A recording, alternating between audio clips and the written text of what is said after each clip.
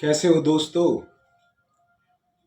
गुरुदेव शनि महाराज को नमन, गुरुदेव त्रिलंगा स्वामी को नमन। दोस्तों, नवरात्रे शुरू हो गए, भगवती शैलपुत्री को नमन। जितने भी शक्ति के पुजारी हैं उन सबको नमन, जो शिव के पुजारी हैं उनको भी नमन। दोस्तों, शक्ति मार्ग में कुंडलिनी जगाने का जो रहस्य है उसको नवरात्रों के रूप में हमारे ऋषि मुनियों ने आम आदमी तक पहुंचाया। कैसे पहुंचाया वो देखते हैं आप। जो आज पहला नवरात्रा है ये शैलपुत्री का नवरात्रि होते हैं। आज के दिन प्रथम रूप में शैलपुत्री अवतरित होती है। ये शैलपुत्री है कौन? शैलपुत्री दोनों तरीके से बताता हूं, आध्यात्मिक भी और शारीरिक भी, क्योंकि किसी जीव के दोनों विकास जरूरी है, आध्यात्मिक भी शारीरिक भी। शारीरिक विकास से पहले एक बार बात करते हैं भगवती शैलपुत्री के स्वरूप की। शैलपुत्री का अर्थ होता है कि पत्थर की पुत्री, पर्वत की पुत्री। अब शैलपुत्री के दो रूप होते हैं, एक जो पार्वती कहलाता है, एक जो उमा कहलाता है। पार्वती रूप जो पर्वत की पुत्री है, जैसे पहाड़ है उस पे बर्फ नहीं गिरती तो वो पार्वती स्वरूप है। लेकिन एक पहाड़ है जिस पे बर्फ गिरती है और कई महीने बर्फ जमी रहती है ताज की तरह, वो हिमवती उमा का स्वरूप है, भगवती का। ये शैलपुत्री के दो रूप हैं। शैलपुत्री की महिमा सुनो। जो पार्वती है वो आपको खनिज देती है आपके शरीर को चलाने के लिए, और हेमवती आपको वो औषधियां देती है, उमा वो औषधियां देती है जिससे आपके ब्रह्मांड यानी दिमाग कपाल में हार्मोन्स, जिन्हें हार्मोन्स को देवता भी बोलते हैं, हार्मोन्स जागृत होते हैं। पार्वती राहु गर्दन से नीचे के स्वरूप को पार्वती कहते हैं, केतु गर्दन से नीचे केतु, और उमा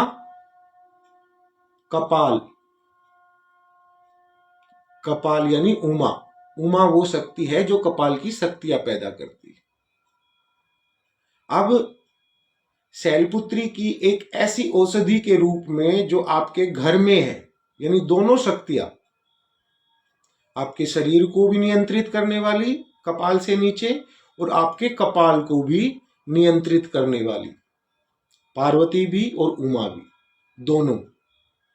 कैसे? आपके रसोई में एक औषधि पाई जाती है जिसे कहते हैं हरड़। जब बच्चे का जन्म होता है, शिशु बाहर आता है मां के गर्भ से, तो उसको वो औषधि दी जाती है। वो शैलपुत्री का ही स्वरूप है। उसमें दोनों खनिज होते हैं। जो गर्दन से नीचे शरीर को चलाने वाला नेटवर्क है वो अलग है, कपाल वाला अलग है, और वो दोनों नेटवर्क, दोनों सिस्टम को चलाने वाला औषधि शैलपुत्री हरड़ कहलाती है। अब हरड़ को मैं आध्यात्मिक तौर पे भी बताता हूं। हर का क्या मतलब होता है?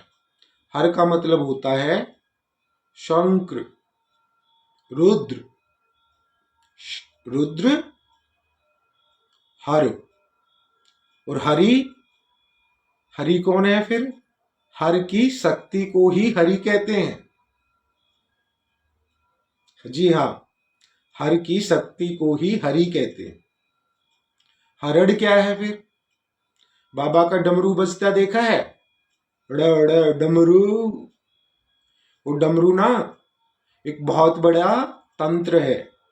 सुनो कैसे है। एक ऋषि हुए हैं आपके यहाँ पर, पाणिनि ऋषि बोलते हैं उनको। वे ऋषि क्या करते हैं कि जो बाबा के 14 स्वर हैं डमरू से जो निकलते हैं, जिससे सारी भाषाएं बनी हैं, संस्कृत भी, हिंदी भी, इंग्लिश भी, और जितनी भी भाषाएं सभी उसी से बनी। तो पाणिनि ऋषि एक ऐसे ऋषि हैं कि जो ध्वनि को सुन के देख सकते, उनको ध्वनि के साकार होने का जो स्वरूप है उस विद्या का ज्ञान है। वो एक शक्ति है, ये शक्ति हर एक जीव को नहीं मिलती कि ध्वनि 1 2 3 4 5 6 7 8 9 स्वरूपों में, 9 गिनतियों में बदल के जियोमेट्रिकली, ज्योमेट्री क्या होती है? Geometry the physical representation of numbers. तो वे नंबर्स क्या बनाते, जिसको ये ज्ञान हो जाए, उन्हें मंत्र दिखने लग जाते। तो वो पाणिनि ऋषि ध्वनि के द्वारा, बाबा शिव की ध्वनियों के द्वारा इस स्थूल जगत को निर्माण करते हैं। स्थूल जगत के निर्माण में जो शक्ति है वो हरण,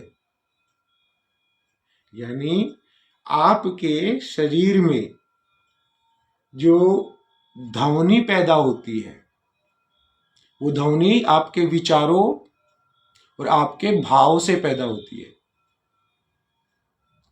वो ध्वनि को साकार रूप देने वाला